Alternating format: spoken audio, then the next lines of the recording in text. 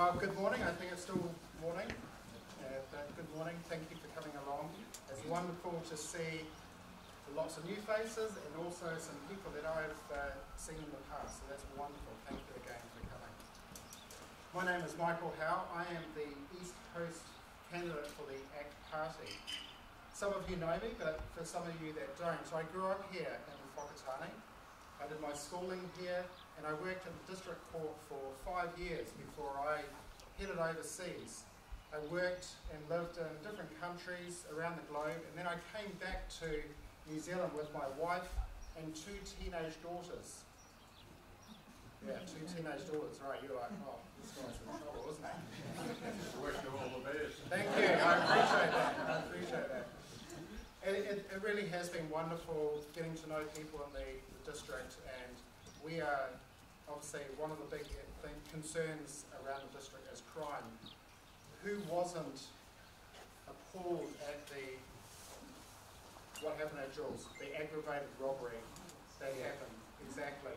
And that was the 3rd time in the past year that they have been robbed. I think it's just absolutely appalling. We're going to be talking a lot about that today and other policies. We've got David Seymour, as I think you all know, as the party leader for ACT. And also we have Cameron Luxton, and that's the person that I'm going to introduce you to.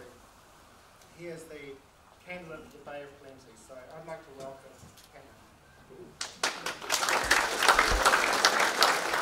Thank you very much, Michael. It's wonderful to see ACT growing, and people like Michael putting their hand up and doing such a good job on the ground, growing ACT's presence. And as he said, it's wonderful to see so many people here who I've met out putting up hoardings, delivering pamphlets and putting the message out for ACT. So a bit about myself. I am not just a Bay of Plenty candidate, I'm 11 on the party list. And right now we're campaigning to get as many candidates for ACT in Parliament as possible to create real change. Real change for real people. So I'm a guy who left school at a rather young age and went into the building trade in Papamoa, where I live, fastest growing town in New Zealand for a long time.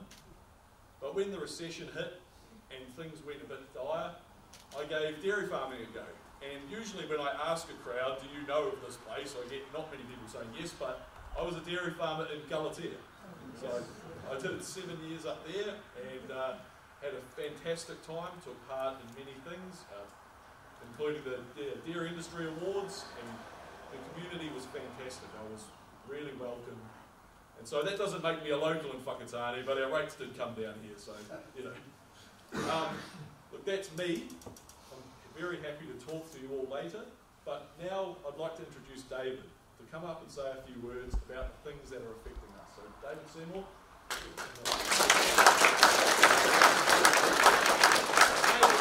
Thank you very much, folks. And Whakatane has a bit of an odd role in my political career, which I just want to quickly tell you about, then we'll move on to some more important stuff. The first time I came here was about 2018, and for some reason they thought I'd be an appropriate person to be the celebrity judge in Dancing with the Stars Whakatane. And it was a bit like the real thing, because partly due to the organisers feeding me Panhead Pilsner with each dance, the scores got higher and higher as the competition went on. At some point people were getting about 12 out of 10. It's a bit like Labour's inflation actually. And anyway, the next morning, for some reason, and I don't know why this happened, but I'd been invited and scheduled before I flew out of here to go to, actually I think I was driving somewhere, and I can't have flown here because I hadn't actually, I've been here quite a few times, but I've always driven from nearby. I've never seen your airport before. Wow, that's really creative, guys. I'm impressed, and I'm sure the pilots don't forget where they're going. But anyway, on my way out, I went by at about 9 AM on Sunday morning to the Whakatane Pistol Club. And they let me fire a few rounds, and I got this sort of cloud of panhead around me. And I was actually worried it might get ignited as I was trying to aim. But what I found was that these were wonderful people. These were people that were very family oriented. insanely focused on safety, and didn't have a bad word to say about anyone. And I thought, a year later, actually it was only months later, when our nation's tragedy in Christchurch occurred, and our government decided, along with all other parties, actually, New Zealand First, the Nats, the Greens, everybody, decided that the solution to that tragedy was basically to rush through laws that would effectively punish licensed firearm owners. I had a little thought in the back of my head, which was, are people like that really the problem here, or is there something deeper going on? And so, funnily enough, an experience I had here in Whakatane actually had quite a big effect on how things evolved for me and ACT over the years that followed. So anyway, I just share that, and I also noticed that you seem to have more sunshine than anyone else in New Zealand would quite like to share that around, actually, if you wouldn't mind. But I'm mainly here to talk about things that don't often get talked about. Because if I was to make an observation about what you see in the news media, a lot of what passes for political debate, we spend a huge amount of time talking about things that if you really ask yourself, you'd be unlikely to remember next week. And yet there are major long-term challenges that we really aren't thinking about or permitted to have a fulsome debate about at all. And I think what needs to change in New Zealand politics is that we need to spend less time talking about things that won't actually matter next week, and more time talking about what are the things that will decide the future of a kid born today. Because according to Statistics New Zealand, there will be about 160 kids born in this country today, and the question is whether they'll grow up in a country that carries on the track that we're on, or actually has a real change to the future of our destiny. That is basically what this election is about. And I think there's, if I was going to name three big challenges, one of them is how do we make sure that this economy turns around and New Zealand becomes a first world nation in an island paradise again. And I don't think we're achieving that right now. And the second one is how do we make sure that New Zealand is a place where it's safe to get by? Because we have all these visions of ourselves. We think about being a great place to bring up children. But the truth is, people are now more likely to be victimised than ever before, far more likely than they were 5 years ago. And yet, all we seem to have is more sympathy for the offenders coming from our government. And the third thing, which I'll get to, is that, for hundreds of years, people have fought for civil liberties. The idea that no matter who you are, no matter your religion or your race or your sexuality or your gender, your beliefs, that you'd have the same basic rights and duties. This has been hard fought and hard won over a long time. And yet somehow New Zealand is now determined to try and be the first country in history to achieve equality before the law and then get as far away from it as possible and celebrate the fact as though it's some sort of clever new invention. It's completely insane. And so running through those things, I'll put up what I'm hearing elsewhere and what we think. And then open it up to you for a good old-fashioned town hall meeting, because what I find is the best approach to politics is kind of what you learn about social studies and about fourth form, that politicians are there to hear people's concerns and hopes, to put forward some proposals to make the world a better place, and then to ensure that the direction of the country aligns with the hopes and concerns of the people paying the bills. I would say now there's too much time debating things that we won't matter next week, not enough time working on that alignment that's essential to the future and the sustainability of our country. If I was to start with the economy, it's pretty straightforward.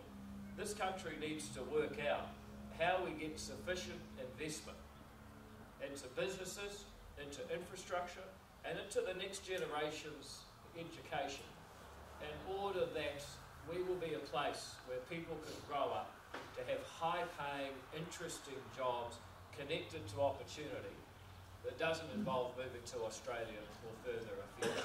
And right now, the biggest obstacles to that are a government that wastes too much, a government whose waste often involves creating extra red tape and regulation for people just trying to get by, and a government that is failing to deliver the investment in skills and education because the whole education system has been taken over by a political agenda rather than an investment in the best interests of those kids. And if you take those through, just in real big terms, raw numbers, we have a government that spent 6 years doing less and less, with more and more of your money. And what I see is, for example, a Ministry of Business, Innovation and Employment, which was always a stupid idea. It sounds like something Orwell would invent, not Stephen Joyce. But anyway, this MB has gone from 3,500 people in 2017 to nearly 6,000 today, a 64% increase in staff. And if I could just ask, how many people here run a business, actually have to do PAYE for someone else? There's a few there, yeah. Yep, that's pretty normal. That's pretty normal for an ACT meeting. There's, nobody, put your hand up if you disagree, tell me I'm wrong, but nobody I've talked to who runs a business says, far out, I'm so glad, MB, you've nearly doubled in size, because it's so much easier to run a business with all the help they're giving me now. No? It's actually the opposite. And you could go through every area. You take education. I spent a lot of time talking to principals. And principals tell me the Ministry of Education is their biggest impediment to better educating their kids. That's gone from 2,500 people to 4,000 people in the last 6 years. And nobody can explain how this is good for New Zealand, but it's extremely expensive. And if you go through each department, you find that this expansion of cost and meaningless activity is absolutely pervasive.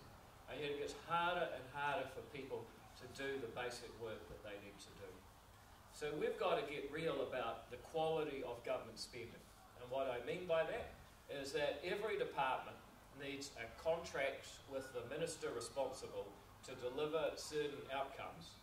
And if they deliver it, we actually should pay the chief executive more. I've got no problem celebrating success. If someone delivers and achieves their goals, and if giving them more money gets them motivated, and it attracts better people to take on the challenge, no problem with that. On the other hand, if they don't achieve it, we should fire them. At the moment, if you're a chief executive in the government, you get a 5-year appointment, and it doesn't matter how you perform. If the Ministry of Social Development gets thousands of people off a benefit and into long-term productive employment, doesn't matter. If they have a growing number of people languishing on benefits for the long term as they do now, it also doesn't matter. It doesn't matter what you do, it doesn't make any difference. But of course, if you don't uphold the principles of the Treaty of Waitangi, then you're in big trouble. And that is a core of our problem. We need to get our government focused on performance and outcomes, response to the democratically elected governments of the day, responding to the needs of the people who pay the bills. So our first suggestion is that we need to get rid of about 15,000 bureaucrats. That gets us down to 47,000. That happens to be the number we had in 2017, when, you may recall, New Zealand had a perfectly functioning government and was a modern, sophisticated society without the need for an extra 15,000. Then people say, oh, you're so heartless, how could you fire 15,000 people? I say, how could you keep taxing people to pay people who are not actually making the boat go faster? And by the way, they will get another job. Every day, 3,000 people start a new job. So it seems to me that in order for 15,000 people to find a new job, that's going to take about 5 days. It's not the end of the world, but people don't ask these basic questions. Equally, if you can save that money, and our alternative budget says there's too much waste. National and Labour are arguing about whether their tax problems work. That's not the issue. The real issue is not the tax, the issue is the spending. If you don't have an answer to reduce government spending, and if you don't have an answer to get more with less out of government, then you're not going to solve the problem. Every household and business in this country has to do more with less. Why shouldn't government be tasked with doing more than less? With less, that is exactly what ACT will be asking the next government to do, and indeed will be in there with the Nats, making sure that this is not business as usual but show up with a blue tie, rather it's actually real change to the direction of this country. And then you get to some of the activity that this bureaucracy does. You see, it's not just paying them and giving up your money. Oftentimes they're actually doing harm and making it harder to make money, ironically, to pay taxes, to pay their salary in the first place. Let's give you a few examples. For example, education. I talked about that growing education bureaucracy. We once had a document produced earlier this year actually, a 72-page, beautiful, glossy leaflet. And this glossy booklet was about how to restrain a child. Now, the most left-wing school principal I know is a guy from Whangarei called Pat Newman. And Pat Newman, if he and I agree, you know things have gone wrong. Pat Newman said, are you seriously saying that if two kids are going at it on the field at lunchtime, the teacher's going to say, oh, hang on kids, I'll just go and get someone that's read the leaflet. I mean, but that's what they're basically expecting. And we decided, because we do things like this, to ask the Ministry of Education what it cost to produce this thing. Well, they said they didn't know, of course, but they did tell us that it was the equivalent of 7 years of work time to produce these 72-page booklet. That's a page, 10 pages a year. That's 5 weeks of work to produce each page. It's just completely insane. And the net effect was it made it harder to run a school. And you can make similar arguments about temporary traffic management before you can do anything. You've got to put orange cones everywhere to let them know. You can expand the same thing to early childhood education, anything to do with construction. Any farmers here? Yeah? Facing an avalanche of regulation. And anybody in finance by any chance? Anyone in banking? No? Well, yep. So, once again, before you can do any basic transaction under the CCCFA, you've been made to find out how much cat food they eat before you decide if they can, or buy, sorry, before they, but that should be, maybe that should be the test. You can't have a credit card if you eat cat food. That's the new law. But there's a serious point to this, that we think of ourselves, we have these dreams about New Zealand as a number 8 wire country with a Kiwi can-do attitude, making the boat go faster. Hillary was the first man to climb Everest. Lord Rutherford had to think because he didn't have much money. And the truth is that entrepreneurial pioneering spirit, that's a myth. The truth is most of us are just terrified that WorkSafe will come around, even for heroically rescuing people in an emergency. That's the reality that we face here in New Zealand, and it's got to stop. So what does real change look like? Well, first of all, we reduce the size of the bureaucracy. Second of all, we give them clearly defined targets. And third, we set up regulatory police within the government, because at the moment, you've got 1 million people making rules and no one checking what the costs and benefits of the rules are, or even if they know what the problem is. I know people are, oh, you're going to have more bureaucracy to stop bureaucracy, sure, but having a Minister of Regulation, someone who is basically the gatekeeper for making new rules and forcing them on people, would be a welcome start, just like we have a Minister of Finance to check off spending, against the massive tirade of red tape and regulation that is deadening the life in this country and making us poorer than we otherwise need to be. If we get that stuff right, there's no reason to think that we won't be a country that has a smaller, more efficient government, that has more of that can-do attitude because we only have rules that actually make sense, and a country that invests in education by setting high standards, having a knowledge-based curriculum that must be taught in return for educational funding, and a group of young people who've actually learned more than those who went before them. Because we may be at the first time in history when older people are actually correct that the next generation knows less than them. It's a true story. You take kids in 2000, 15-year-olds in 2000, which is roughly me, were about half a year ahead in their learning of 15-year-olds who are tested today. It's astonishing. We're the first country ever to actively reduce the amount of knowledge passed from one generation to the next. We're also the first country ever to reduce our travel speeds. So maybe this going backwards thing is a bit of a theme under the current government. But if we don't get that right, then the current cost of living crisis won't be an inflationary blip. It will be an adjustment to a new normal, where instead of being a first world country in an island paradise, we're kind of a middle income country that's a nice place to visit. It'll always be a nice place, but there's lots of nice places in the Pacific. We actually want to be a special place with the best standards of living in the world, and we can be if we choose it. Right now, we're not choosing it. Of course, if you want people to come here and invest and make the most of it and stay here, it helps if you don't get your stuff nicked all the time. I don't just mean nicked by the IRD, they're taking out about $130 billion a year from hard, honest working hard-working, honest people. I'm talking about the ram raids, the gangs, the common thieves and the crooks who are running rampant. And they're running rampant because of a total failure of values. They're running rampant because we have a government that has tried an amazing experiment of letting people out of jail, being kind to criminals, and giving an IOU that they're going to be kind back. And unfortunately, I could have told you what happened when you let 4,000 people out of jail. They've committed crimes before, they commit them again. And unfortunately, I could have told you what happened if you asked criminals to be kind back to you. If they were kind, they wouldn't have been criminals in the first place. We've abandoned the basic idea that there are rights for people who follow the law and consequences for people who break it. How often do you read a report on a crime and the sentencing, and there's more of the story is about what the judge said about the offender and their background and how terrible it all is, than there is about the victim and how they've suffered and how they may have suffered in ways that they will never get back. But that somehow doesn't make the news. It's not the emphasis in the criminal justice system. And one of the reasons that we need ACT in the next government is to flip that pendulum back. We've shown how we can build more prison capacity, how we can build youth corrections facilities, how we can increase sentencing by changing the Sentencing Act to put the victim and the community's safety and the public interest at the heart of sentencing rather than the offender, and how we can start getting serious about rehabilitation by saying you don't get out of prison until you've learned to read and got a driver's license.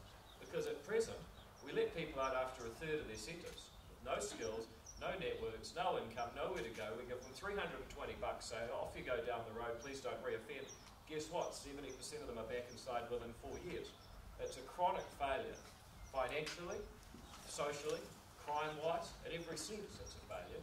And yet we continue to tolerate it because we're busy talking about things that we won't even remember next week in our media and will pass us for political debate.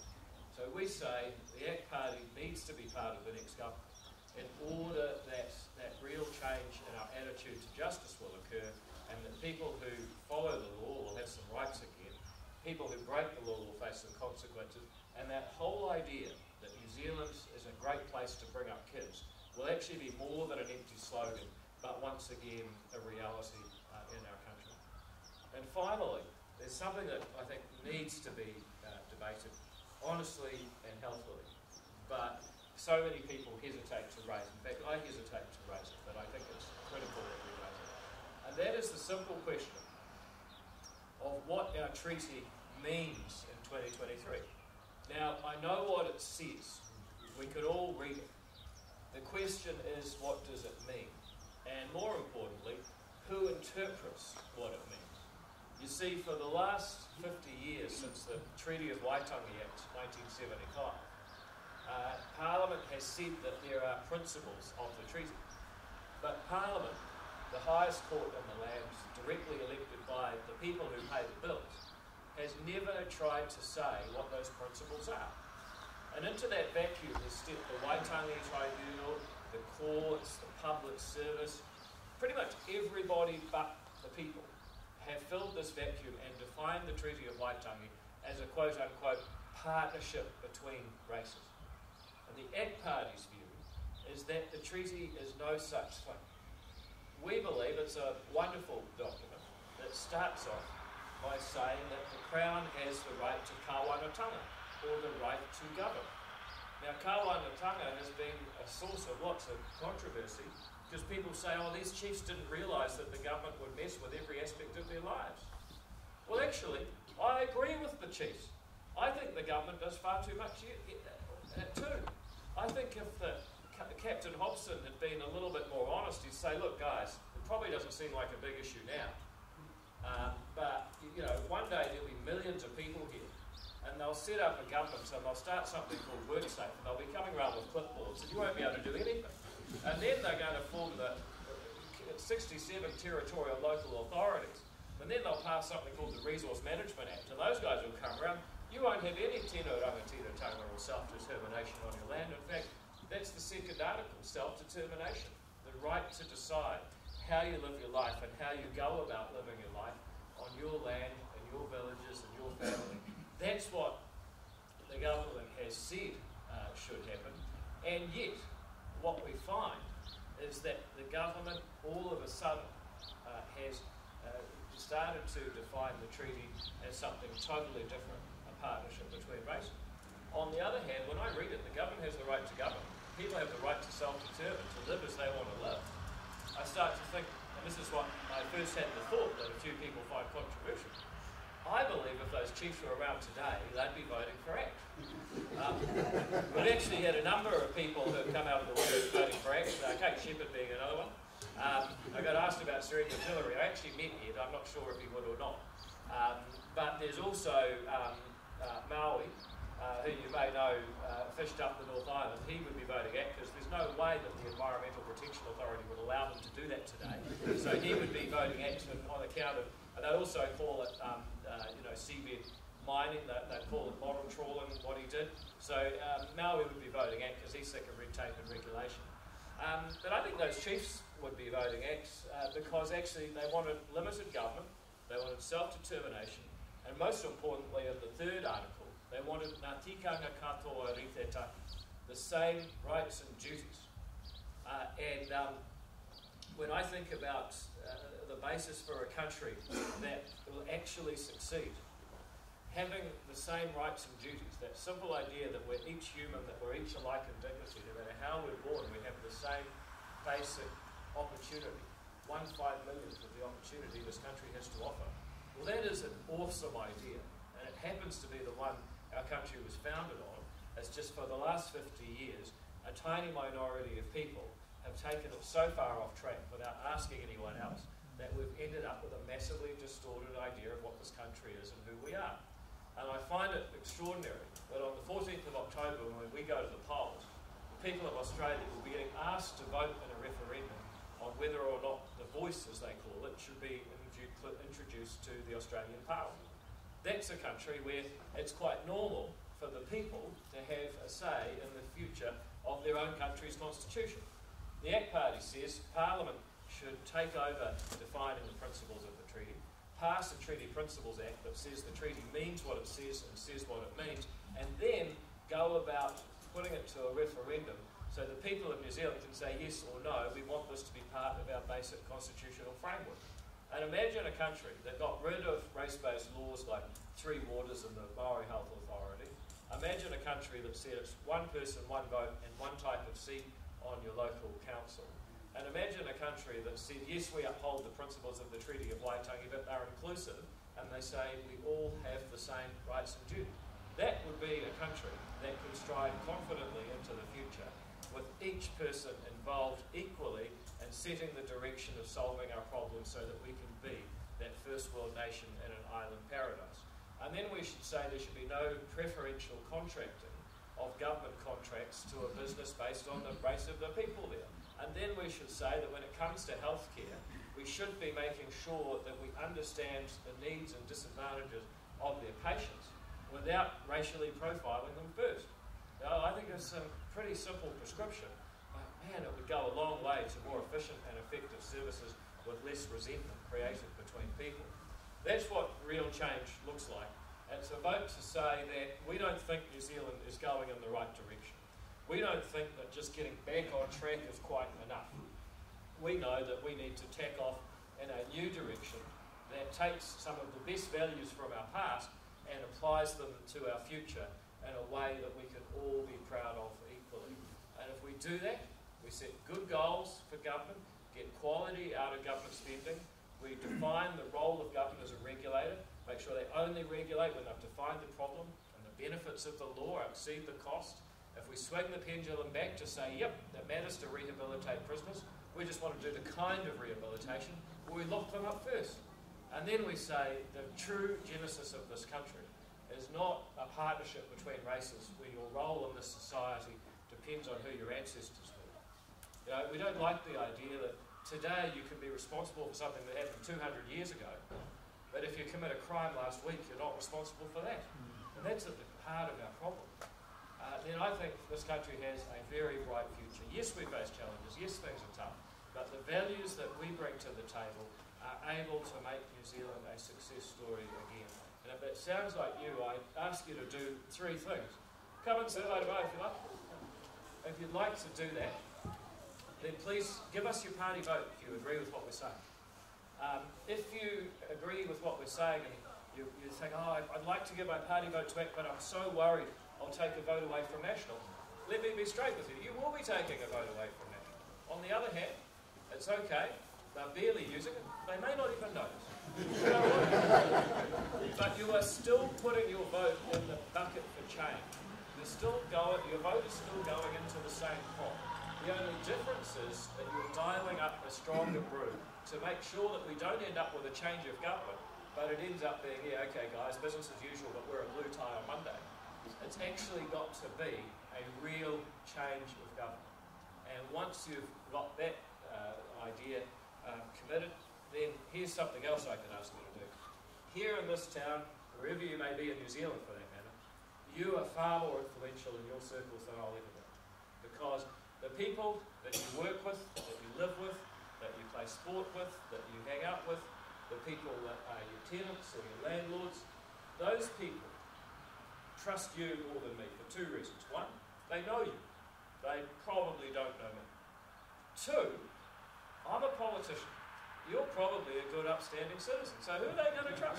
You saying that you're going to give your party vote to ACT, well, that actually has a powerful message.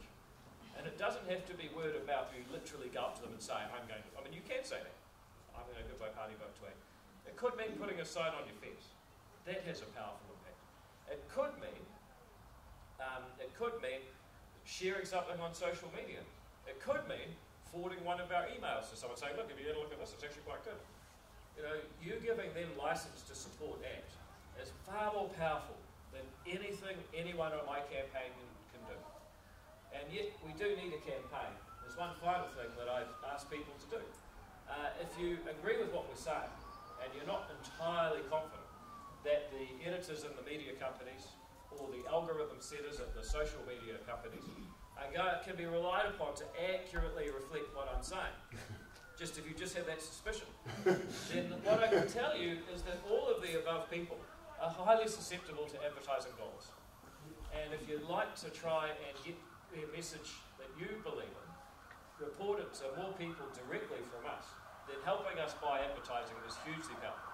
Now let me just give you one example.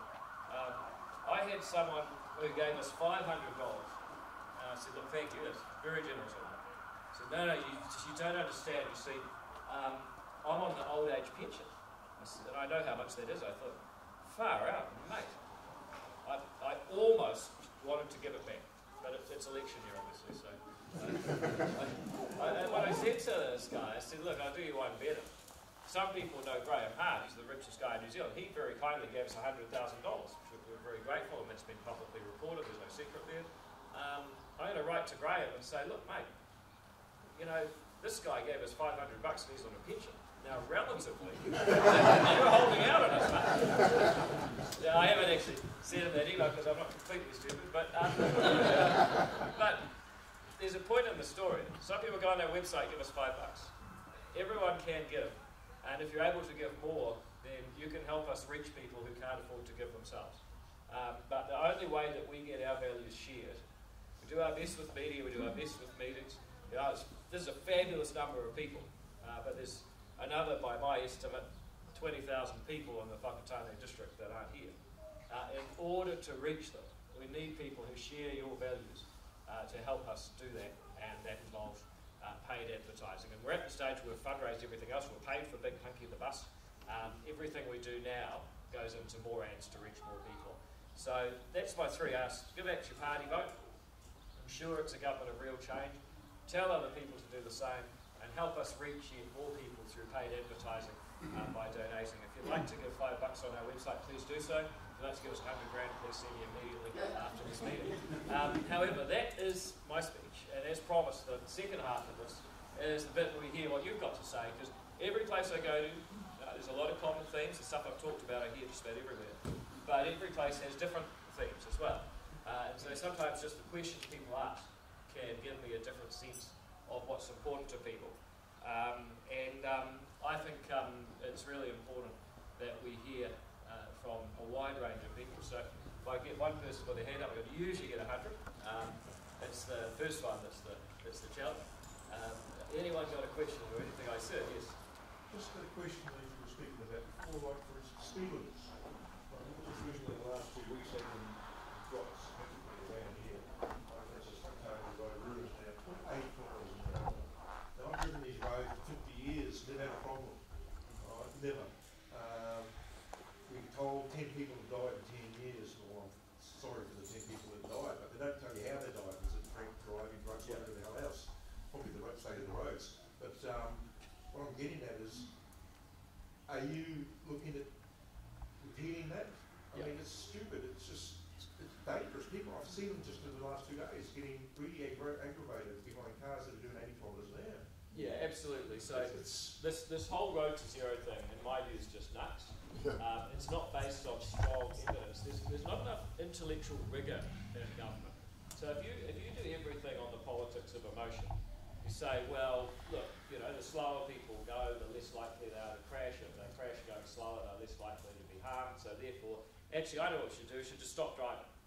But of course, you know, at that point, people miss out in other ways and get endangered in other ways. So it's actually about having the intellectual rigour to ask the question, will these speed limit reductions really save lives for the benefits they bring about? And that's what I was getting at with our regulatory initiative, saying we've actually got to decide what problem are we solving and what are the costs and benefits. Okay, we're trying to solve the problem of getting less deaths. What are the benefits of dropping the speed limit? As you rightly say, sir, if the people that died were doing 160, then dropping the limit from 100 to 80, I mean, you can't legislate against stupidity, unfortunately. I was going to say that. Yep. So if the people were driving pissed, well, actually, it's not much safer driving pissed at 80 than driving pissed at 100. So actually, and by the way, the simple solution is stop people driving pissed. Who makes that decision? Well, this was who decided on road to zero? Well, this was Whakatane, or the department formerly known as NZTA. Yeah. So our view is that, first of all, stop doing it, because it's just a massive waste of time and money. And then for the ones I've already changed, ask yourself, was there a cost-benefit analysis? Is there actually any proof that this change is going to leave people better off? And if not, put it back. So our view is we just got to stop this road to zero nonsense. I talked to Greg Murphy about who has some much better ideas on how we do it. Because the road toll is a problem. I mean, it's about as bad now as it was in 2013. It plummeted from 2013, from 2000 to 2013. In fact, it plummeted from the 70s. 2013, it pretty much hit a low, and since then it's flatlined. And that is a disaster, because you think about how much safer cars have got in the last 10 years. The number of deaths should be dropping. But actually, it seems like the roads have got more dangerous, and the road toll stayed the same because the cars are safer. Now, you know, that shows that we're doing things wrong. And I think we can do a lot better to keep the roads safer. But right now, all we're doing is frustrating people without getting any benefits. So I hope that helps. Sir, you're going to comment on that, Margaret? I put it to you that the road toll was dropped, because if you go by the number that died here, but in reality the number of cars on the road now are bloody way higher than then. So death per number of cars are way down. Death per kilometres travelled would be way down. So in reality the road toll has dropped, if you look at it in a different aspect. Well, sir, I agree with you that deaths and serious injuries per billion kilometres travelled is the right measure to use.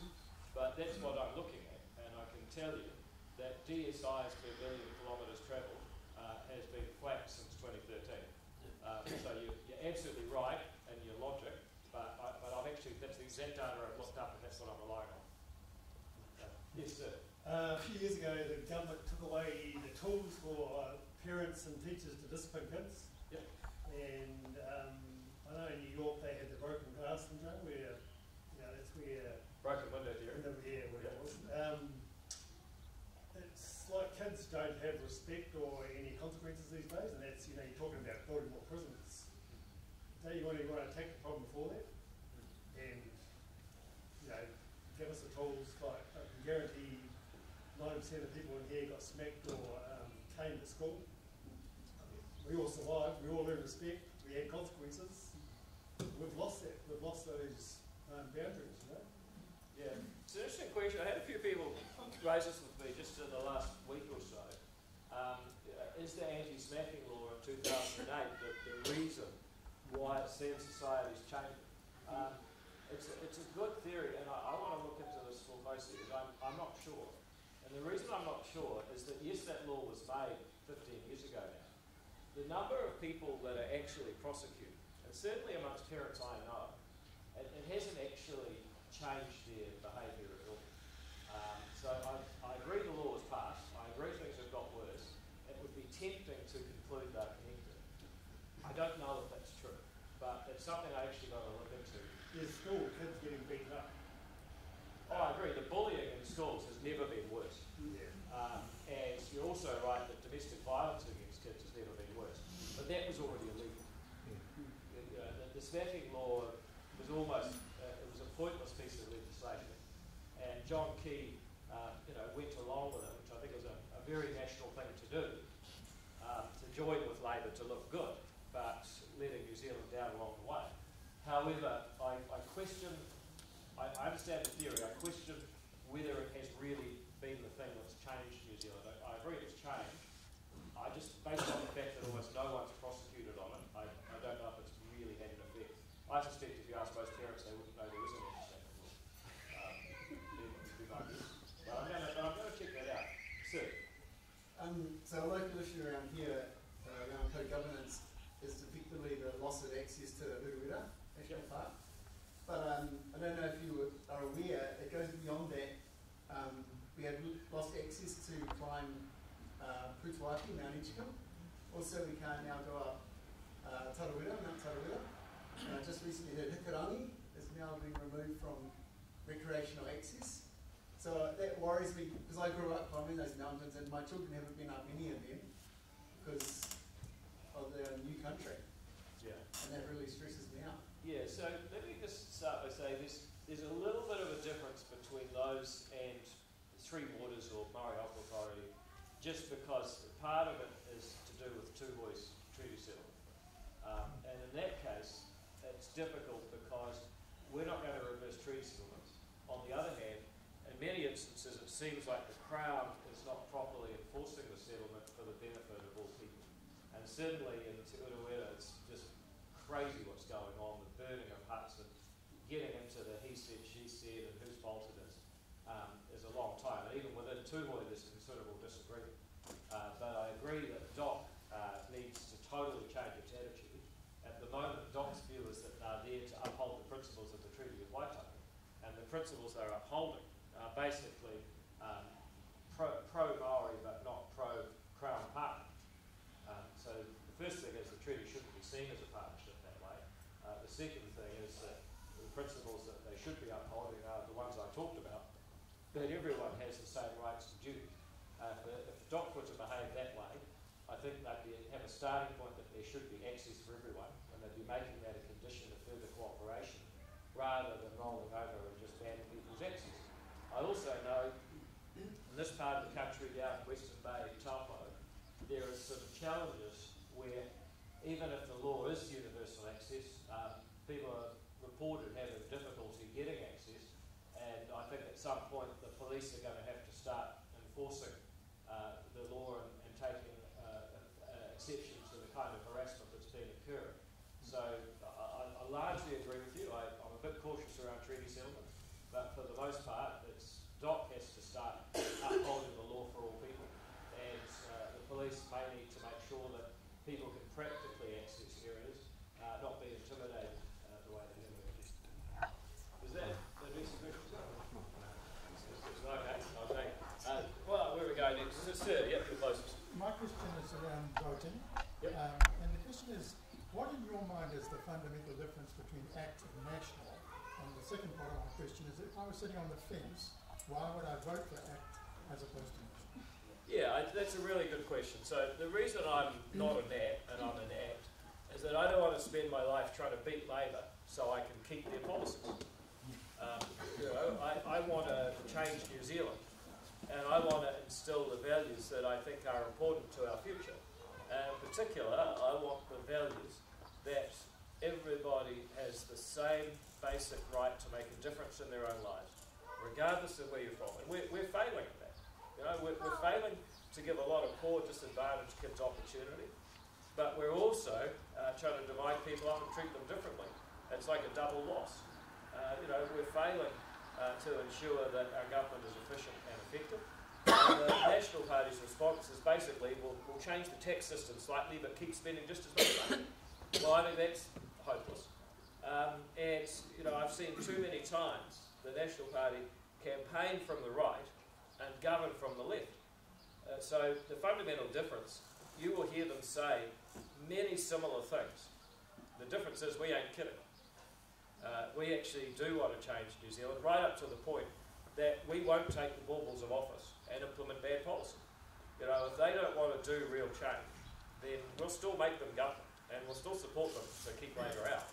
But we'll also sit there and negotiate vote by vote to make sure that the real change occurs. And some people freaked out with that, say, oh God, you can't do that, you've just got to. I said, no.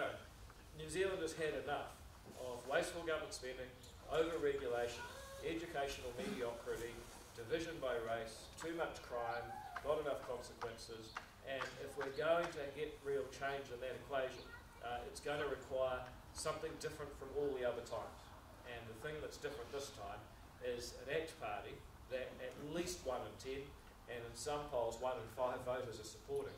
That gives you a mandate for real change. Sir, yes? I don't really mind bilingual signs, but I object to the government departments and so on all being called by Māori names now. And it makes it extremely difficult for people who don't obviously understand Māori, but also people who are coming in from overseas, you know, new immigrants to New Zealand. You know, they've changed the name of the country, and we had a flag referendum. We should have a referendum on the name of the country. You know, as far as I'm concerned, it's gone a little bit too far. And also road signs, I'm really concerned about. If the top sign is going to be in Māori, you're going to spend longer reading the English name underneath it.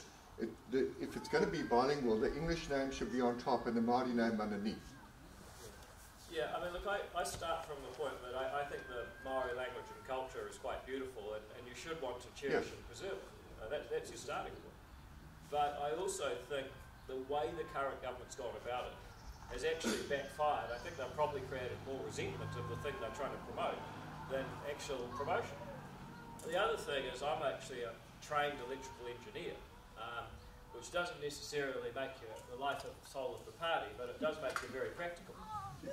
And my view is that, you know, language is about communication, and in fact engineering is about sending signals. And if the people that are receiving the signal can't decode it, then your communication doesn't work. So I think that, you know, people have a right to be able to navigate their government, and it should be done pragmatically, using the language that most of the people paying the bills can understand. And it's not for or against Māori language, it's just what works. And I'd give you one example. There was a new department in the police, and I'm usually not so bad, but I can't remember the exact name. But it's a new Māori name for the enforcement agency of the police. Now, a whole lot of people who were firearm licence owners received this email, and they binned it because they didn't recognise it. If it said New Zealand Police Firearms Authority, they'd be like, oh, you know, I better read that. But they didn't. Now, that's really important information, and surely you should put that information in the format that's most likely to be understood. Would be a sensible thing to do. Unfortunately, that wasn't done, and you know, it could have had really serious consequences because it was important information. So that's really critical. Finally, you know, I hear what you say, that I represent the Epsom electorate. You know, 17% of the Epsom electorate are Chinese. Many of these folks have grown up in a country where English is their second language. They say, we're just getting to grips with one language. Now you want to put every government information in a third language. So, look, ultimately, you know, they choose to come to New Zealand, they're going to learn the local language, but I think it's particularly annoying for people who, you know, have just got comfortable in one language, or maybe getting comfortable in one language and are now required to understand another one. So, all valid points, but I think the most important thing is that we're in favour of the Maori language and culture being cherished. It's just taking a pragmatic approach to making government work. Sir? Yes. I've been involved with community patrol Good for you. for over 10 years. And so we work with the police, so we see what's going on. And most people here would be astounded at the crime that's going on. I mean, we've got school students walking into the buildings, picking up their car and drink and just walking out not paying. We've got people in supermarkets that are filling up their trolleys, walking out and not paying, and the staff can't stop them. I just thought I'd just mention that, but my question is, like if I buy a house, the bank owns the title deed and has the house as collateral against the loan. Who are we borrowing the money off? We're talking here about the country's debt. Who are we borrowing the money off, and what are they using as collateral? What is the government putting up as collateral? What do we owe? Yeah. Well, first of all, good on you for doing community patrol. I've actually just been involved in instigating a community patrol in Epsom, which we haven't had one before, but due to the increase in crime, there's more and more demand for community patrol in New Zealand, and it is a wonderful initiative. So good on you. If anyone hasn't heard of this or might be interested, it's well worth supporting your local community patrol. Shouldn't the police be patrolling? Well, sir, the thing is, no matter how good the police go, there'll always be people who say, I think I want to do more. And I think we should welcome that. But, I mean, I agree with you, but... There was an article just today, that reporter or a news guy in Auckland in a supermarket countdown. He tackled a guy that was drunk and walking out with a carton of beer. Yeah. Now, the staff rang the cops. Yeah. The cops said saying, we'll be there in a few minutes, mate, hold on to him. They told the staff to tell him to let him go. Yeah. Because he could be done for assault. Yeah. How does that work? Well, put it the other way, sir. If you had a total defence against tackling people in public, just because you thought they were committing a crime, then people could go around tackling you all the time and use the defence. Oh, I thought he might be shoplifting. No, but that's what it was. Well, yes, I know, but if just thinking they were shoplifting was a defence, which is what he thought, then you basically have total anarchy. So I understand you just want to stick it to the bugger that's walking out of the supermarket, but I'm also in favour of the rule of law and peace. So, and I also know a bit about Todd Scott. So, on balance, I hear what you're saying. But I want to get to this gentleman's question, which is basically, he's got a mortgage. He's put his house up as collateral. If he doesn't pay his mortgage, at some point he could potentially have his house sold at a fire sale, and that would be a shame. What is the New Zealand government doing to get its debt sorted out? Well, who do we owe the money to, and what are we putting up as collateral? Well, you say, so who does the New Zealand government owe money to, and what are they putting up as collateral? So the answer to the first question is whoever buys New Zealand government bonds, and that is New Zealanders, it's also people around the world. So you can, in theory, go along to the Debt Management Office of the Treasury and buy New Zealand government paper at whatever rate it's currently running at, about 4%, I think. You're welcome to do that, but in terms of what collateral you get, the government is borrowing unsecured debt. If the New Zealand government decides not to pay, then you lose. However, if the New Zealand government lost the ability to raise debt, then it would be a huge problem for everyone in New Zealand. And so if you're buying New Zealand government paper, you can be pretty sure that the New Zealand government will always pay, because basically you've got 5 million people that want their government to be functional into the future and will continue to pay tax to pay you back. So the collateral really is the future functioning of New Zealand, and that's why people are usually happy to buy New Zealand government debt at quite a lot lower levels than you could get, say, a mortgage. So we're not mortgaging oil and resources? No, there's no, when you buy New Zealand government bonds from the Debt Management Office at Treasury, and it's, I think they start at $10 million for a piece of paper, so it's quite expensive paper, but it's unsecured.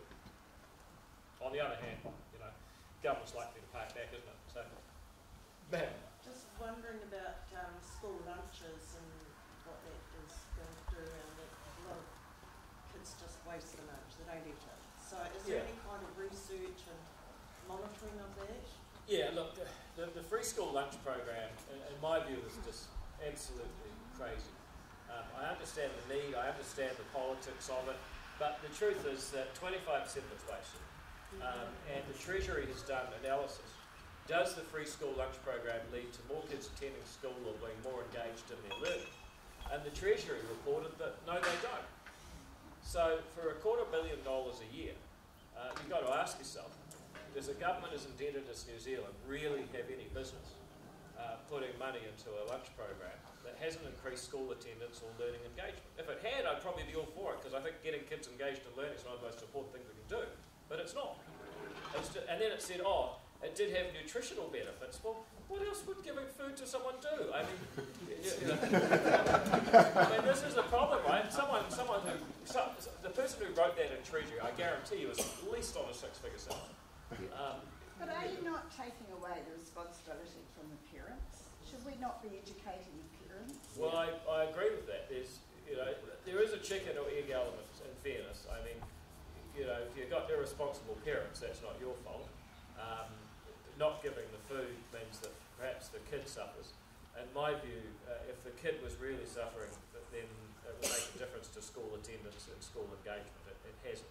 And that's why I think that the money should be given to the schools to use as they see fit.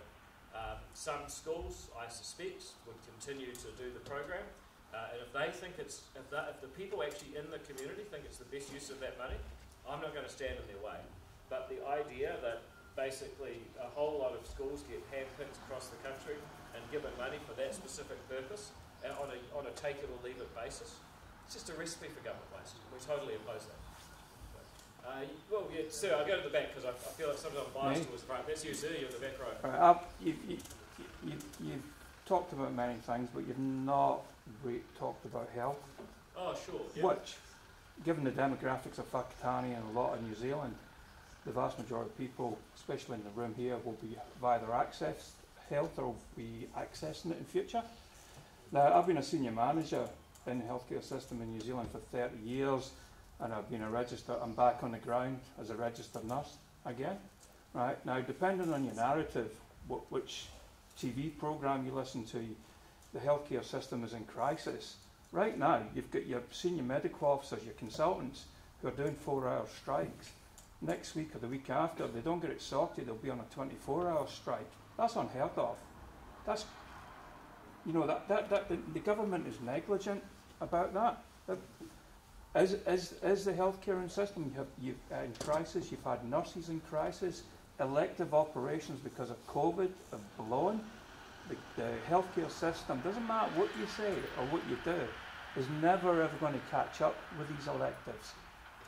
People who use the orthopaedic service around the country, so I used to be the orthopaedic manager at North Shore Hospital, 67% of people who use orthopaedic services are over the age of 65. They've made it harder for people to have their hips and their knees done because the criteria gets getting pushed up and up and up. We have a high immigrant nursing pool coming in. To boost up the numbers, we have about 1,100 to 1,300 nurses who qualify in New Zealand every year. Where are they? I don't see them. You see some of them who are qualified. Where have they gone? They haven't all gone to Australia. So how are we going to solve this? Because if we don't solve it, it's going to get worse and worse till we can't solve it. Yeah, no, it's a fair question, sir, and I haven't talked about health, and that's not deliberate. I hadn't noticed that this audience was of an age that they'd be particularly interested in health, to be honest. So, no, but that's the reality. Yeah, I know. So, look, a couple of things about health. I mean, the number one answer and issue around health, and some people say this sounds like a cop-out, but it's the truth, is that if you want to make New Zealand healthcare work, the number one thing we've got to do is make Australia disappear. If it wasn't for Australia, everybody would be thrilled with the New Zealand healthcare system. It's the fact that you've got a comparator that is vastly better, that is paying 40 or 50% more to the same people, that is setting the standards where they've got far more GPs per person, far more nurses per person, and as a result, we look like we've got a bad healthcare system. And there's two things you can do about that. Either the whole country gets richer and can afford more stuff, or you do more with less out of our healthcare system. And the truth is that you're not going to be able to do one or the other. You're going to have to do both. So there's certainly a whole range of things that we can do to make healthcare more efficient in New Zealand. For example, this government has waged war on any kind of private provision. They don't like GPs because they're private businesses. Their funding's been flat. Our alternative budget would increase GP funding by 13% one-off, then continue on the track it's on. We would make it easier to get health professionals into the country because the Medical Council, the Nursing Council, the Dentistry Council, or the Dental Council, they have, they should be in charge of their own profession, but they have no incentive to let more people in when there's a shortage. And so we would have a ministerial override that they have to let more people in. For example, there are nursing training courses that are accepted in Australia for enrolled nurses rather than registered nurses, and the Nursing Council won't accept them, whereas the Australian health system does. So we've got to make it easier to people to get qualified and trained, and especially people who are qualified in other countries to come and work here, because we've got far too many barriers to that, and we're not so wealthy that we can afford to be snobs and actually decline people who have worked in other similar countries such as Australia or the States. Brooke Van Velden, our healthcare spokesperson, had something about that recently.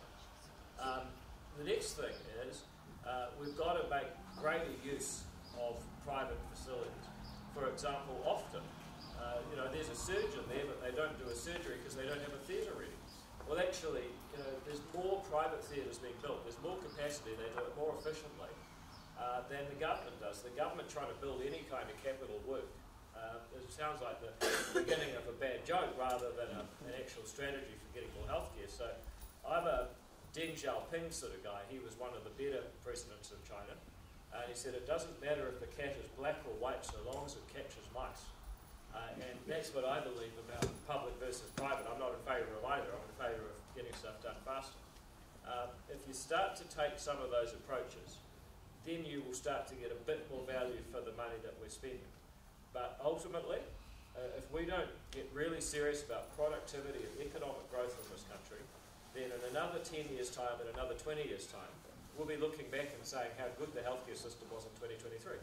Because we will just continue to become relatively poorer, and it will become harder to attract and retain healthcare professionals and machinery and equipment and pharmaceuticals.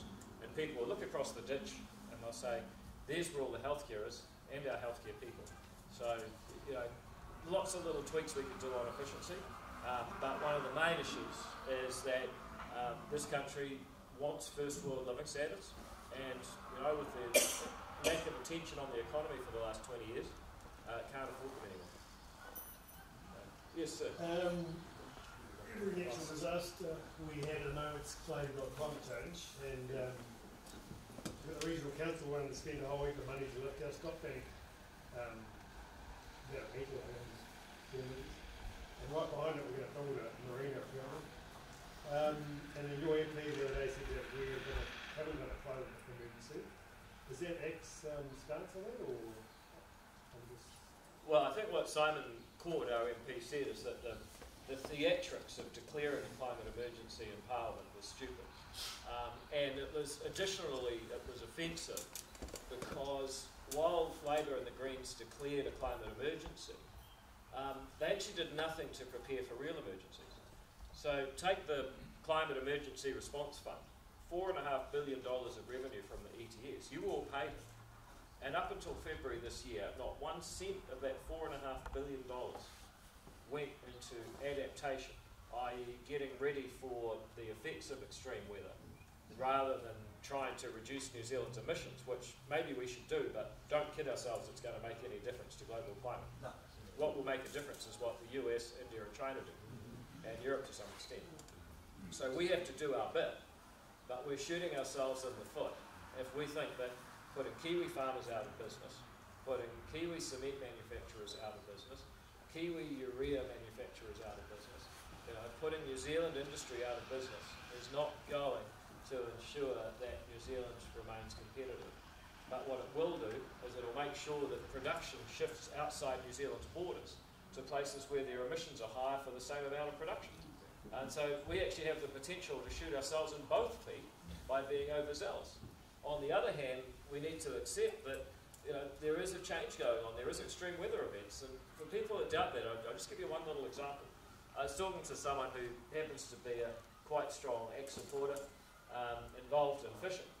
And one of the problems they have is that fish are moving south because the water's warmer. And New Zealand's divided into a whole bunch of quota management areas. But one of the biggest problems with the quota management system is if you catch fish you don't have quota for, then you have to throw it back, but if it's already dead, that's a problem. It's called bycatch. So these fish are moving to different parts of New Zealand in response to the water warming, and they're buggering up fishing in quite a worrying way. So that's an example of the kind of practical effect that's happening that we do actually need to deal with. I'd just say that these guys did the parliamentary theatrics, declared a climate emergency, didn't start thinking hard about how do we adapt to what is changing, and then wasted a huge amount of money trying to reduce New Zealand's emissions in ways that are actually net harmful to global emissions. So Ag says we've got a much simpler approach. We need the emissions trading scheme to stay, get rid of the Zero Carbon Act, connect New Zealand's emissions to our top 5 trading partners, cap them there, have the ETS auction every year, let people pay the percentage on emitting a tonne of carbon, and then just get out of the way and let people make decisions. And for the revenue that comes out of the ETS, we should actually give that divided by 5 million as a cheque to each citizen each year. Why would you do that? A couple of reasons. One is you want the ETS to be around for 50 years, so it's got to be something that no incoming government will mess with. And once people know that they're getting a $200 cheque, if you come in and campaign and say, oh, we're going to take that away, oh, no way. So that's really important for political durability, but it also gives people an incentive to think hard about what choices they make, because if you take the $200 and use it to fill up your V8, you're effectively just putting it back into the ETS. If you make lower carbon choices, then it's basically free money. So this is the simplest, most efficient, politically durable way to deal with climate. It doesn't force industries overseas, does get people invested in it, and doesn't involve this massive climate change commission bureaucracy that just messes things up. So that's a few ideas about how we go about it. And I think we could do far, far better with climate. And I suspect that whatever happens, in time, the whole country will end up with ACT's approach to climate, because it's more politically durable to give people the money, it's more economically efficient to run it on a carbon and pricing scheme rather than government subsidising all different industries, and it is better for the planet not to send New Zealand broke and have carbon leakage. The only other thing I'd say is we should have a split gas approach, and we should never put methane or nitrous or other biogenic gases into the ETS until our trading partners are prepared to, because putting the most efficient farmers in the world out of business is probably the stupidest climate change initiative I've ever heard. But that's James Shaw for you. Or James Offshore, as I prefer to call him. Now, sir. You touched on a fraction of what the gentleman asked a question before, but my number one issue is law and order. Yep. Like you go to Western Australia, where two of my kids live. Over there, they've banned even gang members having tattoos. You cannot have gang tattoos, right? In New Zealand, and in Whakatane, it's a joke with the gangs. Every town, Bay of Plenty, Te Teko, Kario, Taniaki, has got a friggin' gang. Yep. And what do the cops do about it? Mamsy, Pamsy, as you can get the cops. The police station in Whakatane's open in the weekend. But, I'd love to have a government that clamps down on gangs, just makes them illegal, just come down so hard on them that they're wiped off the face of the earth. People are sick of it, just absolutely sick of the gangs. Yeah, well, me too, and I notice it in the Bay, sitting at Mount Maunganui watching the greasy dogs go past or whatever. Yeah. I tell you what I think. I think trying to ban a gang, and I have cousins in Western Australia too, and I'm not sure it's a good place to base much off, to be honest, but banning them isn't going to help. What will help is cracking down on the antisocial behaviour. And so what we're interested in doing is things like gang protection orders, where someone that's on the fringe of joining a gang can get an order from the court saying you can't associate. or you'll be picked up and put in prison. Now that gives them a plausible deniability that they can say, well, look guys, I'm sorry, I literally can't, unless I want to go to jail. Then I'll be separated from the gang. You know, the next thing is, we say, look, you know, the gangs are attractive to people because they're making a lot of money. Now, at the moment, you know, if you're in a legitimate business, you've got to go through AML, FATCA, you've got to pay tax. I mean, it's just a nightmare. If you're in a gang, they're bringing $500 million for P, and they're only getting 50 million a year seized. To my estimate, that's a 10% tax rate. Now, even ACT is not allowing legitimate businesses to have a 10% tax rate. So I think that we need to dramatically change the civil asset forfeiture law to say if you're on the national gang list, you've got illegal guns, you're dealing drugs, it's open season on all your assets. Because ultimately, you know, you can say you're going to ban gangs, but I mean, these people aren't actually stupid. They will reappear and do the harm in different ways. You've got to target the harm. So we make it less profitable, give kids an off-ramp, make sure they don't have guns, and once you do all of those things, you're in a much better position. Right, sir, back.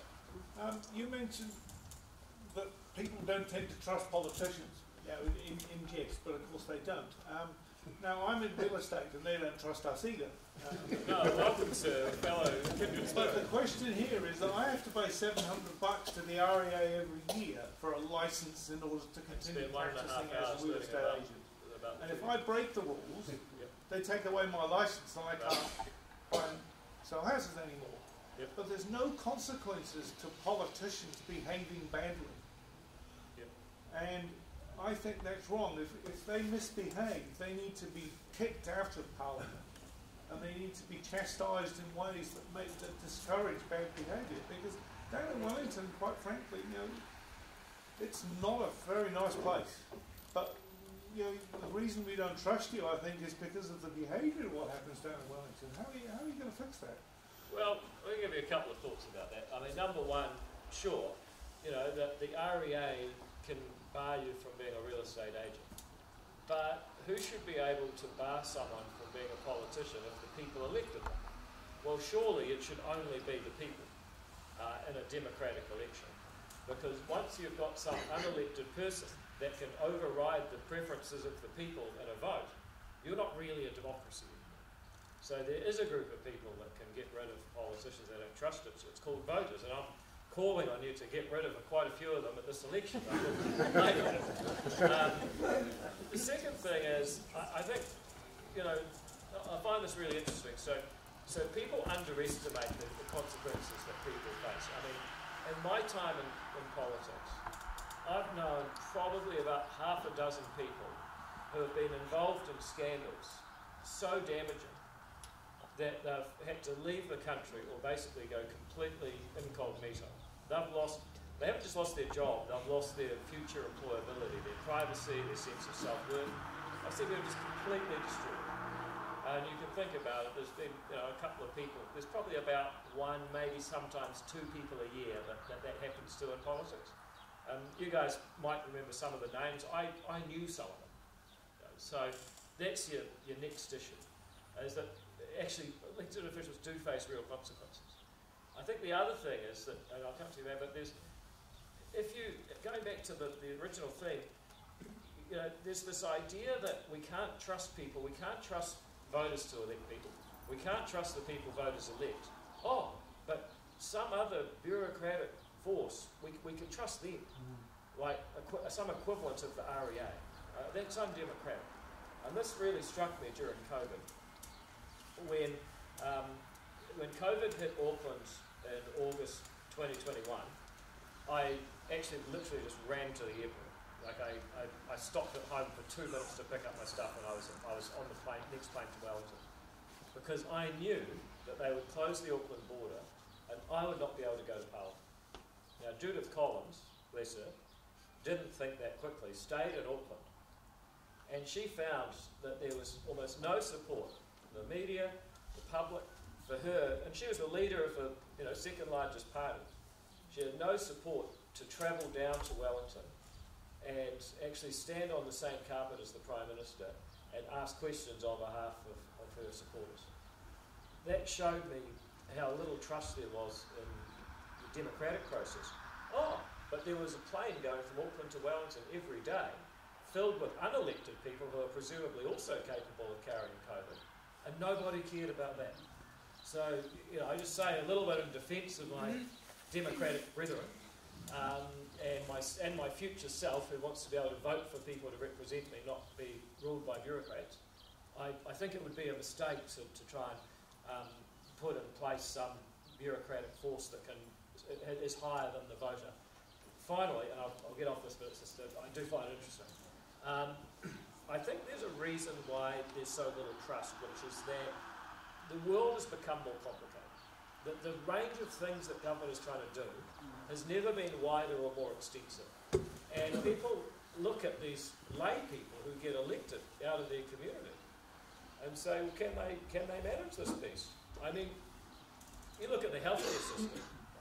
It's a $30 billion organisation with about 100,000 people working in it, doing some of the most complicated procedures that anyone does in our whole society.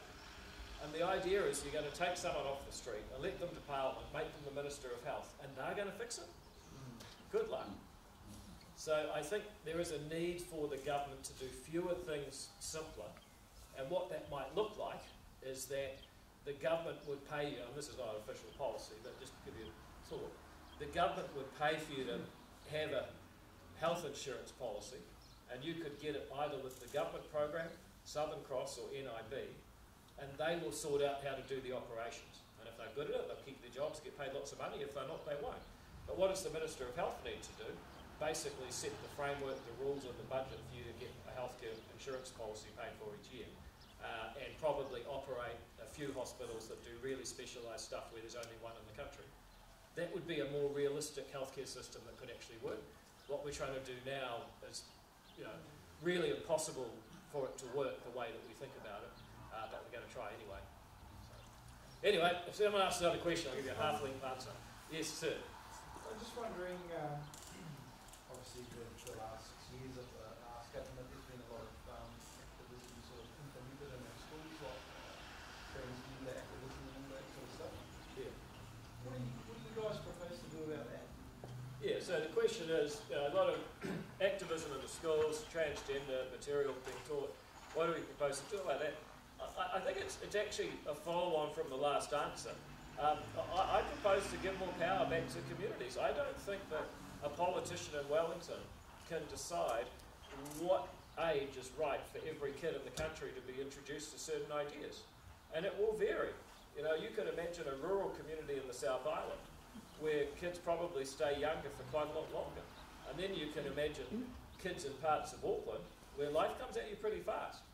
And the right amount of relationships and sexuality education, or the right pace of that education, probably different. And there'll be schools that have different values, schools of faith and schools that are not of faith.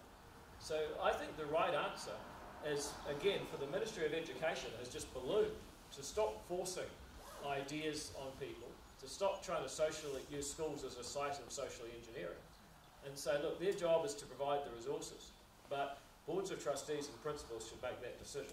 And I'd put it to that's the only way that people are going to end up happy. Because if you really believe that you're going to elect, Superman or Wonder Woman to be the next Minister of Education and they're going to fix it, I guarantee you they won't. I don't think anyone can do that. A decentralised system is the only way forward. Don't you think, though, that it's also coming from the universities as well as that academia, they're all pushing all this agenda? Oh, yeah. I mean, that's it's not just the transgender, it's marriage agenda, it's everything. Well, whereas we should get back to learning the basic things at school that actually uplift our community. Yeah. No, look, I totally agree that, but this is a bigger question, right? It really comes back to postmodernism and the philosophy that's been dominating universities for decades now. It really goes back to the 60s, this idea that there's no universal truth, there's no common humanity, there's just dominant discourses and narratives and different identities. And I think that's totally crazy. But it's actually a worldwide thing, that everyone has a truth and a narrative, and everyone has to listen to each other's truth. And all it does is it divides people up into smaller and smaller groups. They've even got a word for that, they call it intersectionality. So, you know, my view is, how do you stop that? Well, it's pretty hard for a politician to stop an academic trend, but we can change the design of institutions so that your local board of trustees, who probably have more common sense than your local university, can actually decide what they will and won't teach. And if you take that approach, I think you're in a better space. And over time, you get kids that get to those universities and they say no, and eventually they become academics, and your intellectual culture improves. I think also, frankly, we should stop funding a lot of what passes for research and a lot of what passes for universities. I mean, actually reading some of the academic papers out there is just mind-blowing. The level of intellectual mediocrity of this identity politics is just crazy. Anyway, I've just got to check the time. How are we going? Oh, wow. Okay, so it's now 5 to 1. This has gone on way longer than 3. Oh man, at the very back you've got a question. I feel I've been front biased, so we'll take this with the last question. Okay, so I have a question about education in New Zealand and the lack of that people actually want to be educated. Okay, because I think education is not very high on the level of people's mind. Maybe it is because we don't have the competition in this country. And, you know, I feel this country is run by corporates, by big corporates, you know, in the food industry, the construction, you know, some of them. And I think, so what does a young person actually need to get to start a new business, to do something, you know, and not just for the first 3 years to get $10 million and then stop the business and sell the business off. So how do you would do this, you know, to engage young people into having a future, to look at, okay, we can do this, we can compete, we can create something, and we don't have to compete with corporates where they just buy us off. Yeah. So I think the gist of the question is, look, you make education as good as you want, but people don't have enough ambition to go to school and build up a business and, you know, create their own success. Look, I think in some ways that's a little unfair. I think, you know, while we tend to focus on the people that aren't working and the people that aren't doing well at school, there are a lot of Kiwi success stories. I think where there's a difference is that government is not helping, and far too often it's hindering. Yeah, but people they're in not staying in New Zealand. They leave New Zealand. That is the problem. The problem is if they have a good education and if they succeed with something, they leave. I mean, companies they left. Yeah. Fisher and Paykel left. You know, Vincent sold the business. I mean, ma'am, you know, obviously some people will leave New Zealand.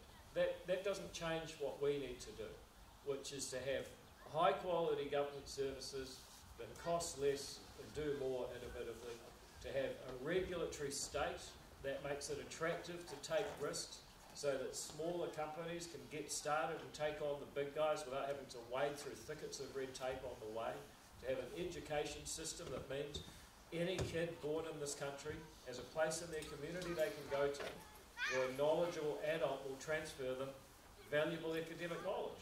You know, those are the things we can control. I can't change people's underlying attitudes. I can't stop people departing the country. North Korea does that. I don't want New Zealand to do that. But what I can do is change the policies of New Zealand by underlying those policies with the simple value that each person can make a difference in their own life, no matter how they're born, what their background. They have 1 5 million. And the opportunity in this country has to be an equal opportunity. And if we get that right, you might find that the same values that drive that culture start to show up in unexpected places because they shape the experience that people have growing up here and the kind of lives they want to lead. They make it more attractive to stay here. So, I mean, you've got to focus. There's a lot of frustrating things, but rather than focusing on the things we can't change, let's focus on what we can change. And well, that you is can change things. You can stop this.